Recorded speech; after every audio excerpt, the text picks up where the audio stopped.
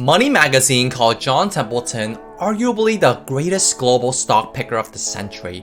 If you invested $10,000 of him in 1954, you would have over $2 million in 1992. But if you were to put that same $10,000 into the S&P 500, you would only have around $500,000. Here are 4 of his best investing secrets. If you don't know them, it will be twice as hard for you to become rich. Stick around for a bonus tip at the end that could really set you apart from the average investor. Buy at the point of maximum pessimism and sell at the peak of optimism. Templeton is best known for being a contrarian who invests against the trend. When everyone else thinks the world is falling apart, he would invest. But when they think, this is the greatest time in history, he would get out. In 1939, he put his entire fortune on the line and tested this strategy. This was towards the end of the Great Depression when the streets were filled with bankrupt companies. Not to mention, this was also the start of World War II. At one of the toughest times in American history, most people were just trying to survive. But Templeton used all the money he had and even borrowed some more to buy stocks on the New York Stock Exchange. He bought 100 shares of stocks in each of the 104 different companies that was selling for $1 per share or less. This bet would either bankrupt him or make him one of the wealthiest men alive. How did that bet play out? Out of those 104 companies, he only lost money on 4 of them and profited on the remaining 100. He later applied this contrarian approach at a global level. While most Americans refused to invest outside of the US, he invested everywhere.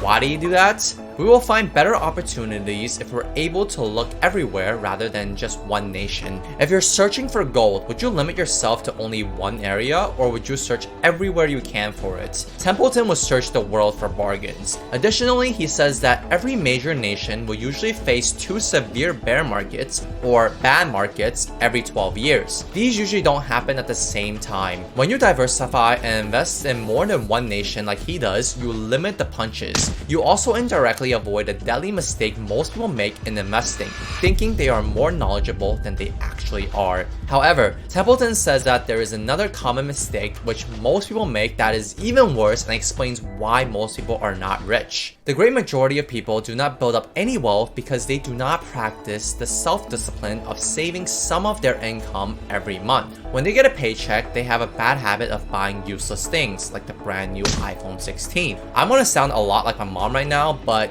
seriously, what the hell was wrong with your old one?